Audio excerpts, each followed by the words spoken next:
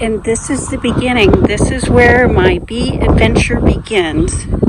So I have a hive coming tomorrow, and so I've just gathered these scrap pieces that I had laying around. So I grabbed some cinder blocks and then a mat to put under the hive in order to help keep bugs and insects out of the hive. And we'll see how that goes, but I'm just measuring up and lining and trying to get a good base. So this hill is kind of slanting the opposite direction that I would like my hive to face, because I do want my hive to be facing south for that morning sun. And so I kind of want the hives to tilt slightly towards the sun so condensation can leak out if it should happen to build up. So I'm going to make a few adjustments here before putting in the bars. I had a little bit of a change of plan in my stand design, but I wanted to do some insect prevention. So what I did is I went to this dollar store and I picked up these tins, and then I picked up some Vaseline. Ants and other crawling insects cannot cross that Vaseline barrier. They get stuck in there. And so in an attempt to keep them out of the hive, I'm just really globbing on a good bunch of this.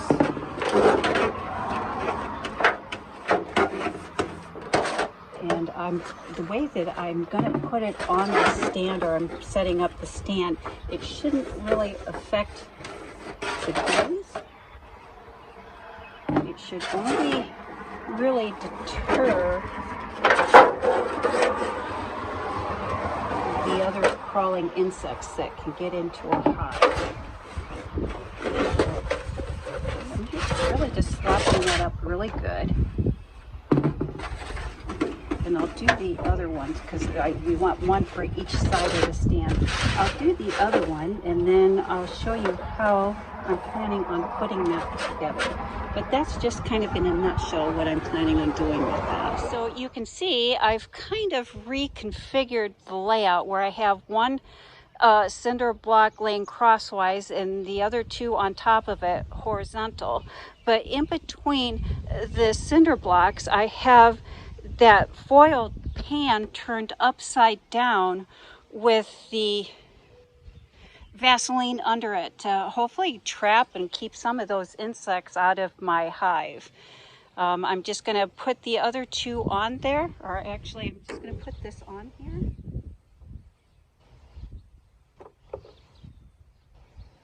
Set up my cinder blocks.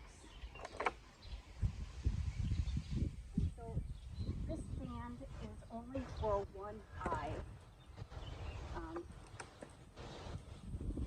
So I'm just starting out with one hive, but that's how it's going to start out. Put these blocks in between here. I'm liking how that's coming together. I think that's plenty for one hive.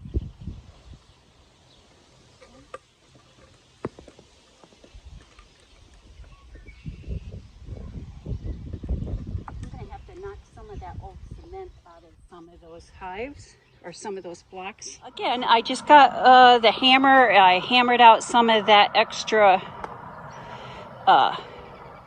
cement to get those in there, but I think that that's going to be good for a hive base. What I'm going to probably do is lift up this back piece just a little bit.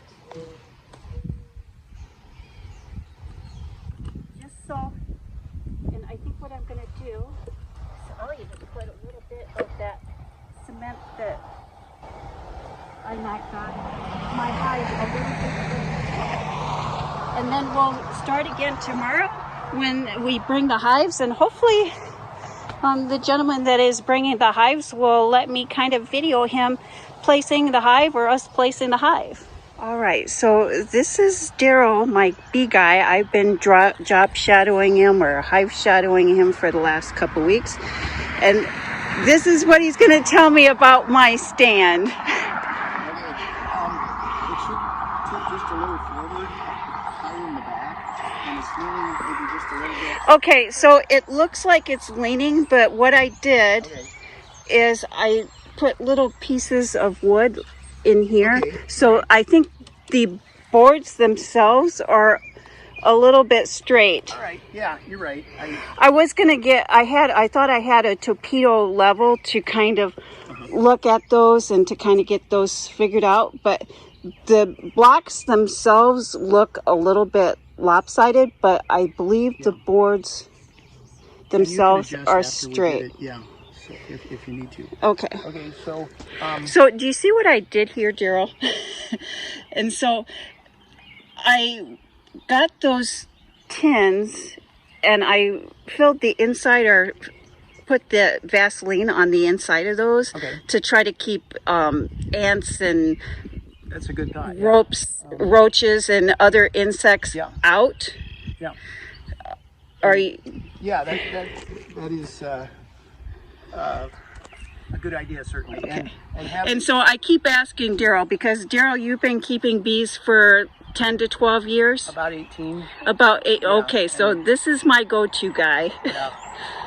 And so, and then this mat that I put under there. Yeah. You happy with? Yeah. Okay. And about the location and the morning sun, and then I start getting shade from these trees, usually right around 4 o'clock. Yeah. But what I like about these trees is that in the fall and into winter, when it starts to get cold, they're going to lose their leaves. So this will get actually more direct sunlight in the winter than it does in the spring and summer. Yeah. All right. Am I on point with that? Sounds good. Yep. Okay. Is there any changes or adjustments that you would like me to make or that you think we need to make before we actually place the hive? I think we're good to go. Yeah. All right, perfect. Thank you. So we did decide that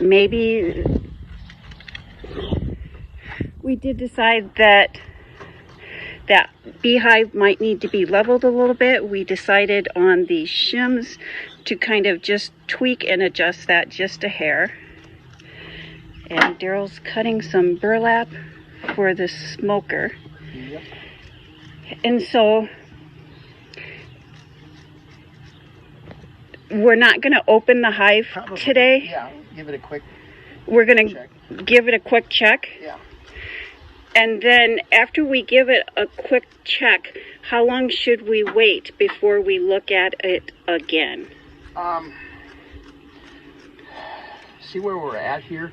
It's hopefully close to where it's ready for a second brood box. The deep ones are brood boxes, so it may not be quite at that point, but close anyway. But and I brought stuff in case it is, or you're going to need it anyway. Okay, so when we change the location, that hive is pretty well established. We don't need to give it a week or two for it to find its new food source, or that'll start in. And really, we're not outside of the 2 miles is about how far they go foraging, and on the mile plus in town. So we're kind of crisscrossing areas here, and hopefully that doesn't mix them up too much. Okay. You can't, just go a couple hundred feet anyway. Okay. And, they were, in the backyard for a bit, several days, and now, changing location, hopefully that makes for a good transition. Okay. So just a little clarity there. Daryl lives in town and he's had the bees, he's had this hive in town, and I live really maybe about a quarter of a mile outside of town. Okay. So we did end up putting 2 little shims behind the hive. We just kind of eyeballed it. Here come your bees.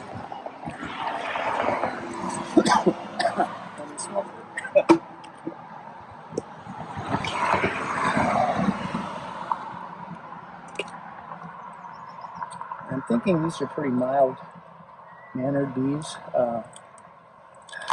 You'll know eventually. So,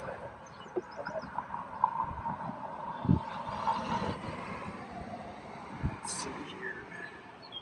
And so I'm kind of guessing from what I have read or what I have heard that usually in the spring and in the fall, when food sources are starting to get scarce and the bees have to work a little bit harder, that they become a little more aggressive, they become a little more angry. For sure. Yep. That if bees are busy and working and well fed, like in the summer months, they're usually pretty tranquil. Is that? Yeah, it changes, especially in the fall. So there's nothing but, like you say, forage and rob from each other, and fight a lot. Oh, I do have an air cover. Oh, good. Okay. So, you in the front there, or in there. You know, and if they're coming out and they're hitting your veil, that's the worst case scenario as far as their temperament. So, and they've been building some comb, which is a sign that things are progressing. So I guess for now we'll just put this here. And this stuff, when you put the lid back on, you tend to smash them. So it's good to scrape this stuff.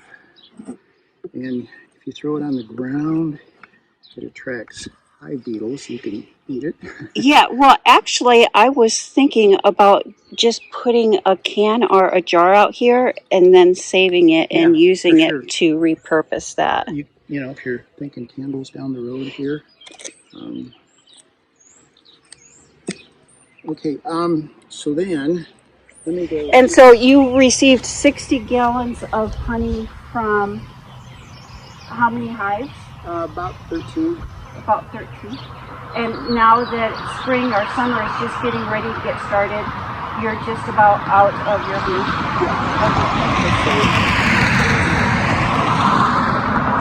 Again, real beekeepers talk in terms of pounds, and I know what a gallon looks like. You know, I don't know what a pound of honey looks like, so I understand. So you work in gallons, while the average bee person will work in pounds, not gallons. There's a magazine that's put out every month, and they put the price of honey per pound in it.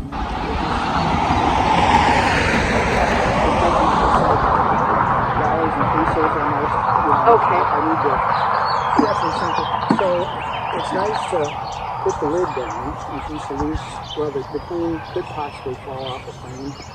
And then you gotta have. I had another question.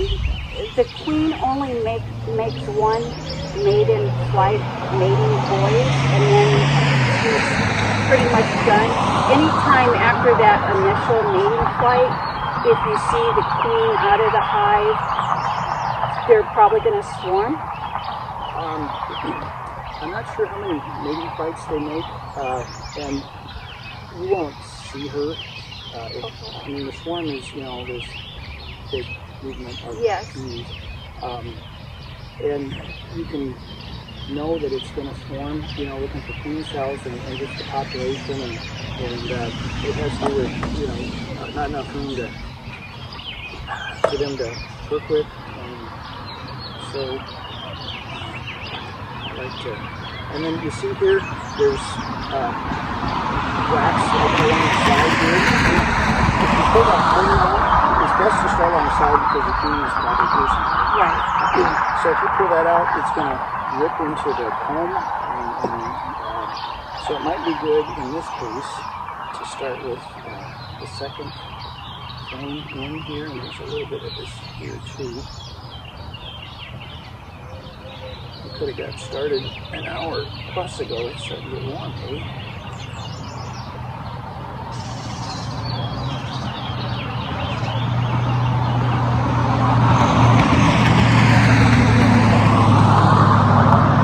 Back and forth,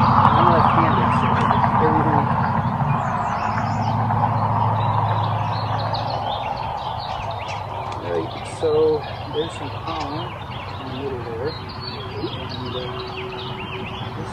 this thing here is a new one. Light color? There's some storage there. These black things are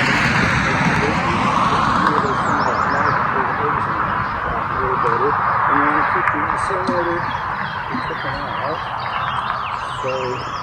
Okay, so previous to this, when we were looking at hives, and we were kind of looking at new or weaker hives, and so we were arranging those a little bit. But when there is a hive that is working and functioning how it's supposed to, you want to put these back in the same order that you bring them.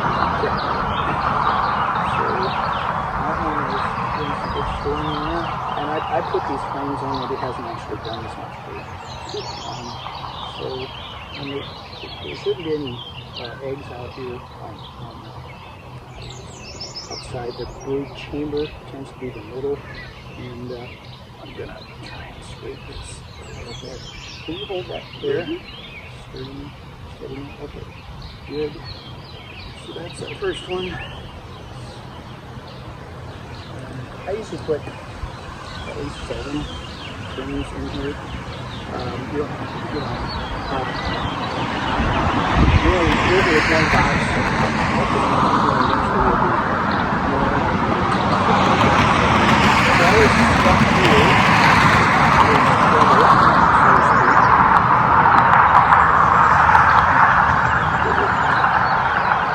Again, rip into the frame of the frame is there.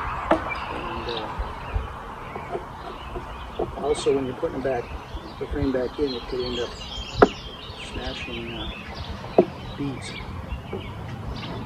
So it's good to get that out of here.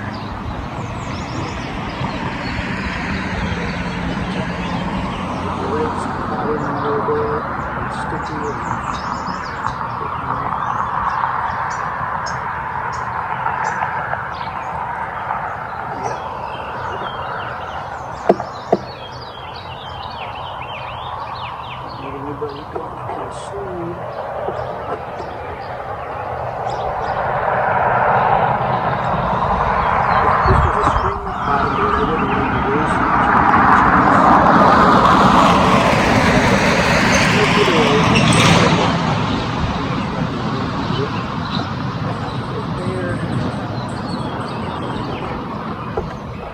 these are kind of sharp when they're new. I forget how that is.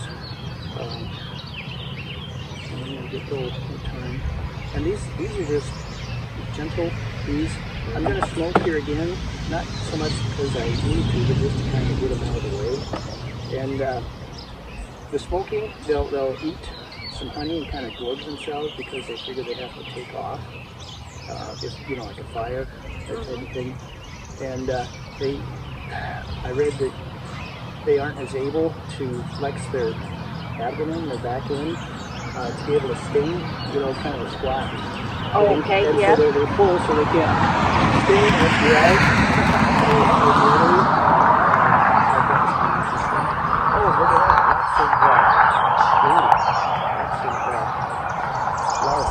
That's so yeah, it's coming around. And this kind of thing on the bottom isn't so bad, and it'll be some drone stuff too, which you do need drones, but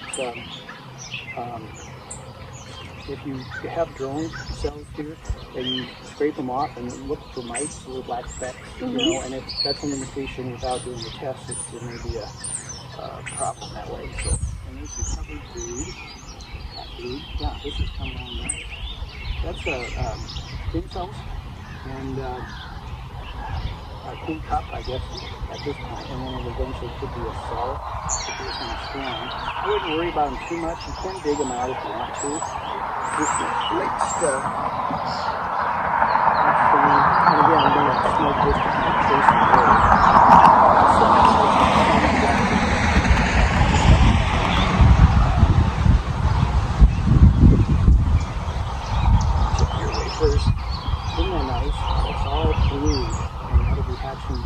They cap at about 10 days, I think it is, and then they hatch at 20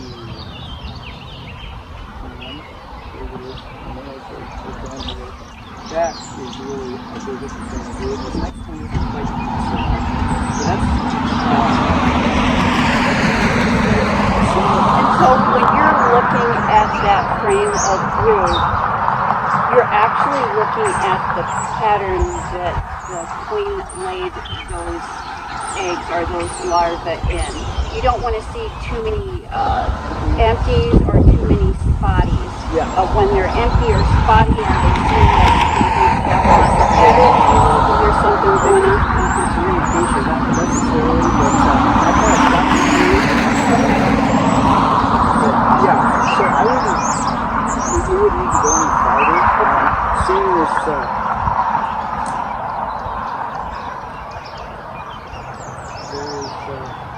yeah.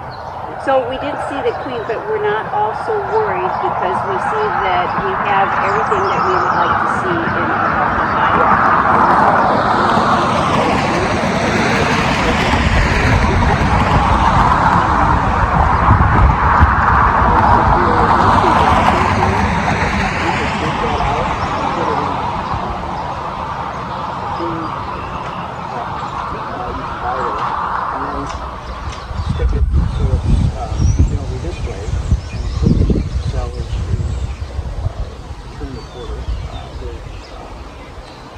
Vertical, so horizontal. So you can start grafting a few runways. I've been done it, and so this looks like it's coming along good. And as far as space here, it's not overcrowded, but it's these hatch out, then things are gonna pop, you know, or space-wise. And so, Daryl, you use already have cone-shaped in them. Do you ever just mix in empty frames with prefab frames? Yeah. I figured to build those, you know, the wooden frames, you gotta nail them together and glue them, and then you put the foundation. It takes a while, you know, and you need 10 of them. Or okay, so you can't just slot them in. You see what I'm saying? Can you mix the two, or does one box need to be either prefabbed frames or empty frames?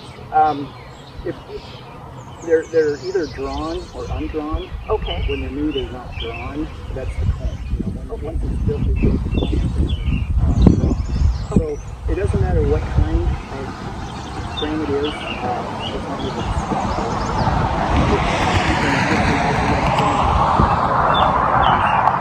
okay. So these boxes are just a little rough. That's just a little rough. And if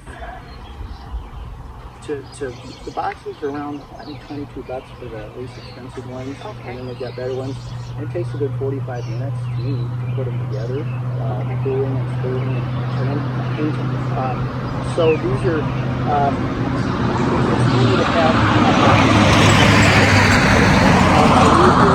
So let's go over and get.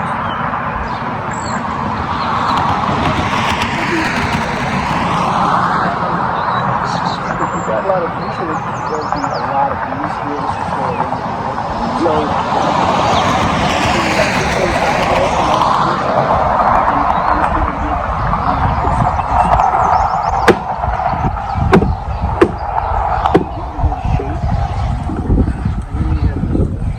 if we put that on, it could snatch the bees.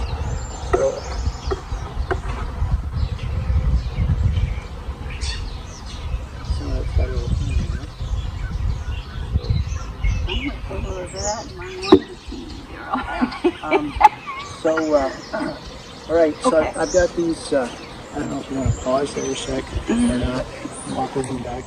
So Daryl was also kind enough to bring me these plastic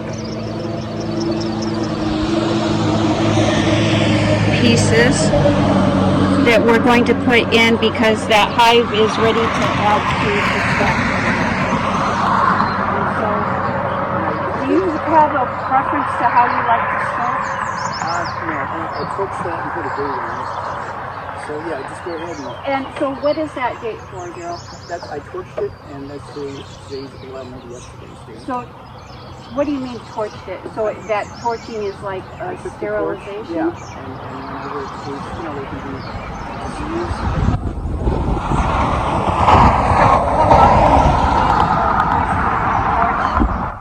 Or anytime you're putting a new box on.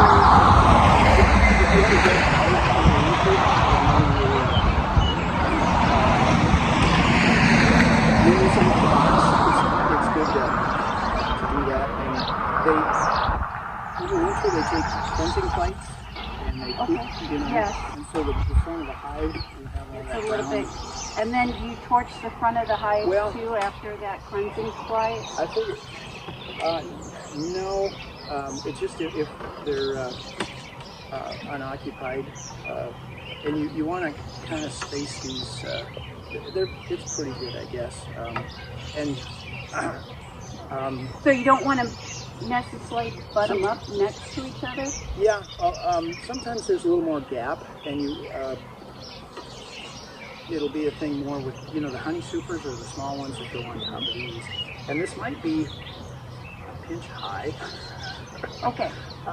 You get, you know, 1, 2, 3 honey supers on there. It could be a little interesting. You can move it 2 feet or 2 miles, so to possibly drop it down a little. I mean, this is a night height at the present. So anyway, you want to do that once now, or it would be a thing of maybe putting your crossbars down one notch. It's up to you whether you want to. Let's leave it here like this for right now. And it's something you could do, you know, down the road also. That would be fine. All right, so this is an interesting inner cover. It's got a hole for the, you know, sugar water jar. Okay. And there's also entrance holder things for the feeders. There's an entrance there that's taped. You don't want one front and back, and an entrance there. So that goes on, and then being there's the hole there, you want this, you know, far forward. And then the thing I was tasting around there the other day, sticks to put under the front. Okay, well, you know, I have all kinds of sticks. Yeah, all kinds of sticks. Okay. And it helps ventilate. And you can even do that here too. But at this point, I wouldn't top up like that. And so you're talking about the ventilation for in the really, really hot heat of the summer to get as much ventilation through your hive as possible. So just putting some sticks to open that up. And having a screen bottom board helps a lot too. Okay. It's solid, but I'm essentially out of the ones I've made. So all right, we're finished here per se. So you can, and that might be hot. Yeah. Do you want to take this along? Yes, I do. Okay, and then I usually stick a corn cob piece in the smoker to make it go out. So, so we had the hive all put together, and then we remembered that we didn't put in the peppermint. And so people have been using peppermint as kind of a night deterrent. So, if we could maybe both pick, this isn't going to be too heavy. Okay.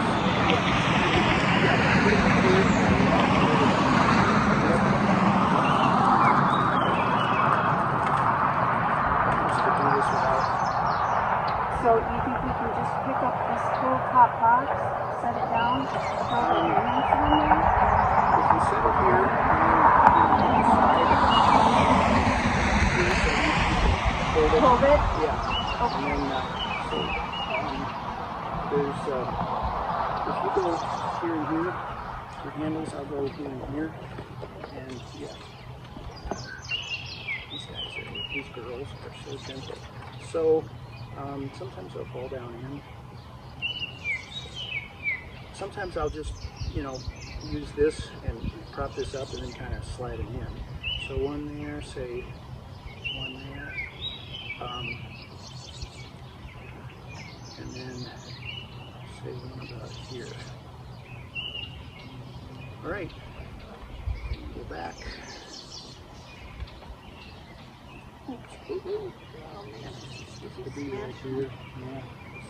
All right, looks good.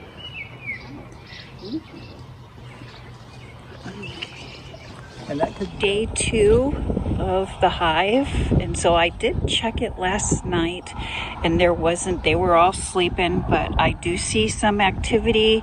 I seen activity yesterday afternoon and this morning.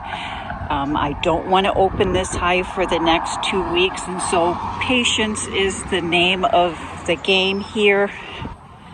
But I have been watching the opening just to look at the activity to see that they're coming and going. They seem really happy with this location and their food source. They're very busy. You